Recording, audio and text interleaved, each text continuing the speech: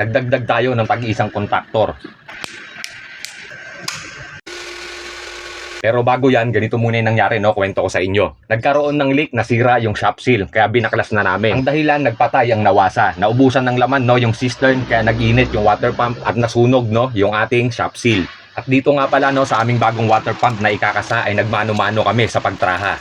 Para na rin mahabol, no, ang tamang distansya doon sa pinagugutan namin na water pump. Nangyayari po talaga ang ganito, no, lalo kapag magkaiba ang brand ng ating water pump na ilalagay. Dalawa nga, no, ang ating hinabol. Pagpaling sa kaliwa at pagdating naman sa kanyang taas ay nagbuo tayo ng angle bar para sa kanyang bracket. Nagtaas tayo, no, ng kaunti para naman mahabol natin yung pipe ng ating discharge line. Kung mapapatanong ka naman kung bakit kami nagtraha, wala kasing eksaktong nipple, no, na subakto o tumugma, no, doon sa aming distansya na kailangan. Ang size kasi, no, na aming tinraha ay 1 in 1/2. Ang original kasi, no, na water pump yung aming hinugot ay D2 sa kanyang suction at discharge line. Kaya kailangan namin, no, na mag-reducer ng 1 in 1/2 by 2. Ngayon, pagdating naman, no, dito sa kanyang wiring ay ganito, no, yung ating ginawa. Nagdagdag tayo ng tag-isang kontaktor para sa pump 1 at sa ating pump 2 para na rin maprotektahan, no, ang ating water pump. May mga ilang dahilan kasi, no, kung bakit nasisira o nag-iinit ang ating water pump. Isa po sa dahilan, kapag nagkaroon ng problema, no, ang linya ng tubig sa inyong barangay o sa inyong lugar, no, ang tinutukoy natin dito yung main line, no, yung nakabaon sa kalsada. Ngayon, ang mangyayari po ay walang papasok, no, o kung meron man ay mahina yung ipapasok na tubig, no, yung supply para mahigop ng ating water pump. At sigurado, no, ang magiging sentensya nun sa ating water pump ay masusunog o mag-iinit.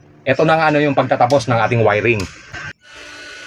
Meron tayong isang pilot light dito. Iilaw lamang po ito, no, kapag walang laman ang ating cistern. At mag-o-open, no, itong ating contactor. Itong ating linya, no, na kulay white, yung pababa na yan, ay papunta, no, sa ating cistern. Bumaybay, no, dito sa pipe na to at nakakonekta, no, sa ating Mach 3 na float switch. At ngayon, ganito, no, ang kanyang trabaho. Sa pagkakahang, no, ibig sabihin walang tubig, no, yung ating cistern. Hindi magti-trigger, no, yung ating contactor.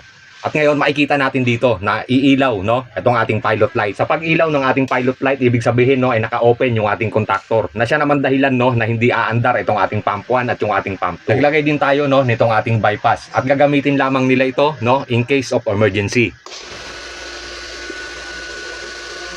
Ang trabaho naman, no, nitong ating bypass na inilagay, halimbawa lang, no, ay nagkaroon ng sira o problema yung ating Mach 3. Ay tsaka lang gagamitin, no, itong ating button switch ng ating bypass habang hindi pa nakakabili o napapalitan, no, yung ating Mach 3. Umandar na rin itong ating pump 2 para sa ating ikalawang tangke. At pareho lang din, no, yung ating setup dito. Kinumpleto na rin natin yan. Meron tayong bypass at protektado na, no, yung ating water pump.